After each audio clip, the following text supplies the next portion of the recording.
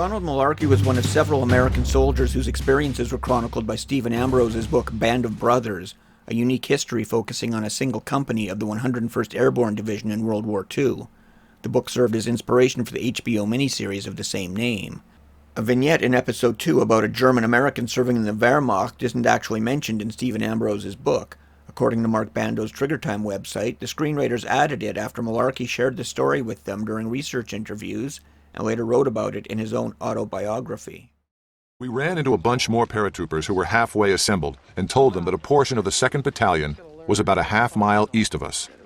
Garnier, Toy, and I left the group and headed up a road where our battalion and part of our company was supposed to be. We walked on, eventually reaching our battalion, then headed up the road. A bunch of German prisoners, about 20 of them, were clumped to my right just off the road, all standing up quite tall, as if out of respect. "Where the hell are you guys from?" "Where are you from, son?" "Brooklyn?" asked some wise guy in our company. "Eugene, Oregon."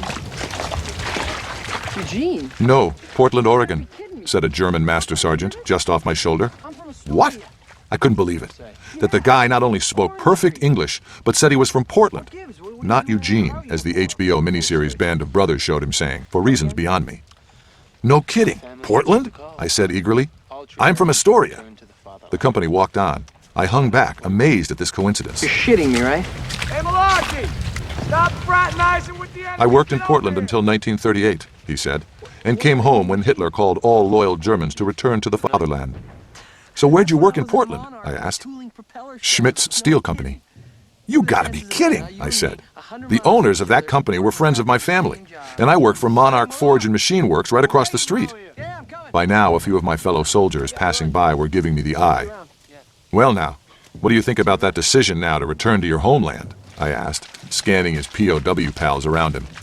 "I think I made a big mistake," he said. I'd only been at war a few hours, and already I was learning stuff I hadn't been taught in training. Namely, that the guy trying to kill you, and that you're trying to kill, could be somebody who once worked in an American defense plant across the street from where you later worked. Strange thing, war. A similar encounter was documented in a memoir written by a Canadian infantry signaller. Next morning, I had reason to leave the company to visit the signals personnel at Battalion HQ. They were on the ground floor of a small building just down the street, not far away. As I entered by the main door, I saw only one person, and this startled me. It was a German soldier. Green uniform, jackboots, field cap, no weapon, no equipment, just sitting halfway up the steps leading to the 2nd floor with a bored smile on his face. There was not a guard in sight.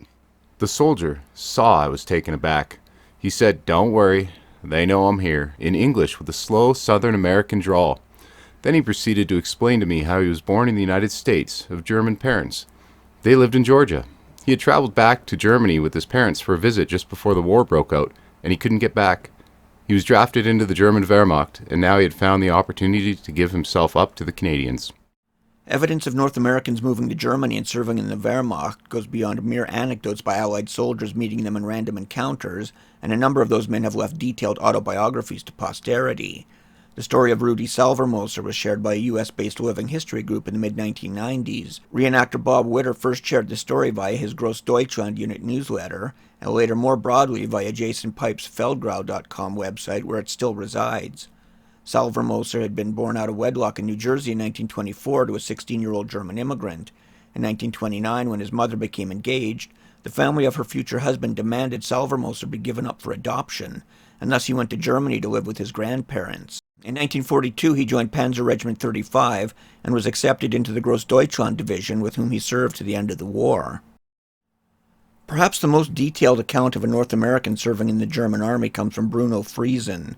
His family had lived in a Mennonite colony near the Sea of Azov for 5 generations before moving away from the Soviet Union in the 1920s. In his memoir, he talked about his parents' experience in Canada, noting that the Canadian Pacific Railway had enticed them to immigrate by providing a loan to purchase farmland with. In Manitoba, they had tried in vain to farm 160 acres, part of an agriculturally inferior tract bought by 10 families while it lay under snow.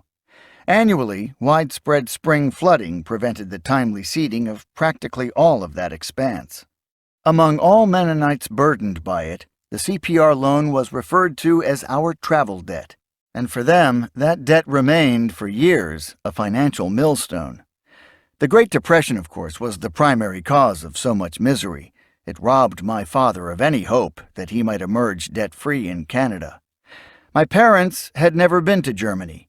Neither had my grand, great-grand, or great-great-grandparents. However, because of their first language, German, all of them had maintained strong cultural and economic ties with Germany. During the First World War, Manitoba had passed laws forcing assimilation of immigrants into Canadian society, whose pro-British outlook seemed too militaristic for the religious Mennonites. Some 8,000 Mennonites left Canada for Latin America in the 1920s, and others, like Friesen's parents, sought to move to the land of their ancestors. In March 1939, 13-year-old Bruno was shipped off to Germany with 4 other youngsters. His parents and siblings followed that summer. Bruno was assigned to a family as a farmhand.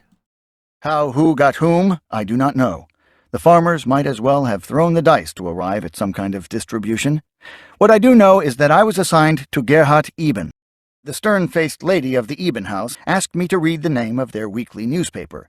Because the J and the F in Gothic type look very much alike, I read aloud, Pfäffisches Wochenblatt. I should have read Jäfisches Wochenblatt. At that, the entire family guffawed. A day or two after my arrival in Karlsek, I was handed an oversized piassava broom and told to remove the thick moss covering an entire wall of one of the brick buildings.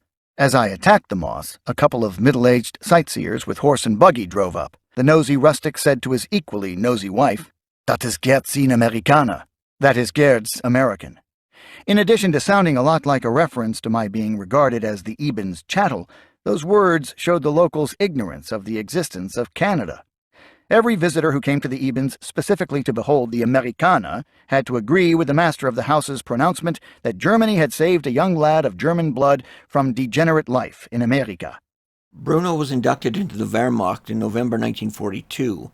He qualified as a tank driver the next year, age 17, and eventually wound up fighting with the 7th Panzer Division on the Eastern Front. His war ended in March 1945 when he was wounded, having attained the rank of Obergefreiter and earned the Tank Battle Badge in silver, the Wounds Badge in black, and both grades of the Iron Cross. He was discharged from hospital in April and made his way to Hamburg in what would be the British occupation zone. He never formally surrendered, was never taken prisoner, and never went through the denazification process. It took until 1950 to obtain permission to return to Canada. He went on to a long career in academia and spent many years as a professor of English as well as a respected volunteer with the Canadian War Museum. His book Panzergunner, published in 2008, contains a wealth of technical detail on German tank crews and service in the German Army. Bruno Friesen passed away in 2012, age 83. It's unclear how many ethnic German men born in North America were compelled to serve in the German armed forces by circumstance. A much smaller category of men are the defectors from the English-speaking Allied nations. Once the Russian campaign extended into its second year, the Germans increasingly made use of foreign volunteers, either conscripted or recruited from the conquered nations and from among the prisoners of war in German hands. The Germans successfully raised foreign legions of Albanians, Belgians, Bulgarians, Croatians, Dutch, Danes, Estonians, Finns, French, Indians, Italians, Latvians, Lithuanians, Norwegians, Serbians, Soviet volunteers, Spaniards, and Swedes. Some formations, like the Spanish Blue Division, served in the army. Others were organized by the SS. Among the latter was the grandiosely titled British Free Corps, which only attracted fewer than 5 dozen volunteers, some of whom only belonged for a few days.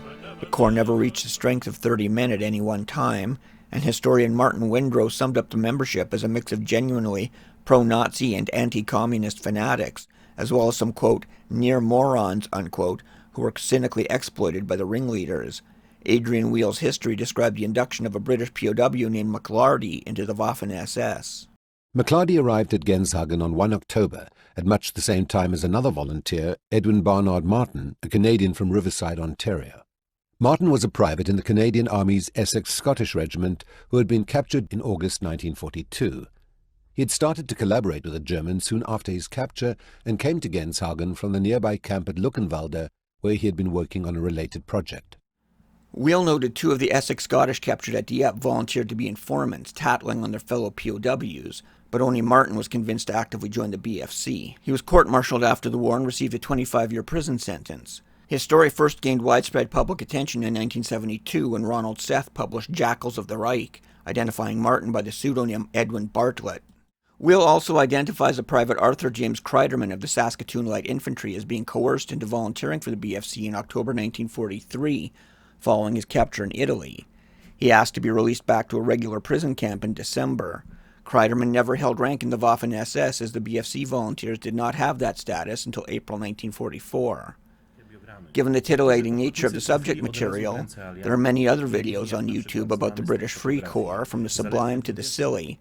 The British Free Corps was a unit of the SS, made up of British and Dominion prisoners of war. Adrian Weale's volume is still the best, unbiased reference. The Germans had nothing like the BFC for American defectors, the most famous of which is Martin James Monty, who stole a reconnaissance plane and defected to Milan in October 1944. There are many videos on him as well. He is mentioned here to note that most English-speaking defectors didn't do so to take up arms. Monty was put to work making propaganda. He defected back to the U.S. in April 1945 and spent the rest of his life making up wild stories about why he did what he did. He did 11 years in jail and the rest of his 25-year sentence on parole, then lived nearly a quarter century more before dying in obscurity in September 2000. While a number of ethnic Germans from the English-speaking world ended up fighting for Hitler, following the war, many German soldiers took the opposite route and immigrated to the former Allied nations to either live in peace or in some cases even serve in the militaries that had defeated them. There was plenty of reason for them to do so, such as expulsions and ethnic cleansing of ethnic Germans from Polish, French, and other territory reclaimed after the war. Germany itself lay in ruins amid the general devastation throughout Europe, and sizable German communities had already been established in the New World. In fact, the post-1945 wave of immigration actually marked the fourth such large migration of Germans to North America. In Canada, large German communities formed in Ontario beginning in the 1790s, and in the United States even earlier, dating back to the 1670s. From 1815 to 1914, as both countries expanded west, over 6 million Germans had come to Canada and the United States, and Germans and their descendants made up about 5% of the total population in both countries, 1 person in every 20. The First World War caused an understandable chilling of German cultural practices in Canada and the U.S. Immigration was halted, and some were even interned. Census takers noted that many Germans began identifying as Dutch, Austrian, or Russian. As noted earlier, German-speaking Mennonites forced out of Russia created a third wave of German immigration to the New World in the 1920s. After the Second World War, the fourth and largest wave of German immigration began, and over 250,000 Germans immigrated to Canada alone, accounting for more than 1 in 10 of the total number of immigrants between 1951 and 1960. Among them were many former German soldiers. After his surrender in 1945, and despite some trepidation, Rudi Salvermoser, the former GD Panzerman, admitted to having been a U.S. citizen. He nonetheless sailed through the denazification process and returned to the U.S. in 1948, where he later served in the U.S. Army for 4 years. He died in 2022 at the age of 98. Many born and bred Germans also came west. Albert Bert was conscripted in 1940 at the age of 20, trained as a signaler, and also served in the Panzergrenadier Division Großdeutschland. He is shown here as an Obergefreiter in the Armored Signals Battalion wearing the War Merit Cross 2nd Class. He ended the war as an Unteroffizier. In 1952, he immigrated to Canada and served 14 years in the Canadian Armed Forces. This photo was taken in 1969 when he was a chaplain, still wearing the pre-unification insignia of the Royal Canadian Air Force. Heinz Winkel had been a Fallschirmjäger whose connections to the SS prompted him to spitefully return his medals after the war and find his way to Canada, where he served with the French-speaking Royal 22nd Regiment of the Regular Force and retired as a Master Warrant Officer with an English-speaking militia regiment in Calgary.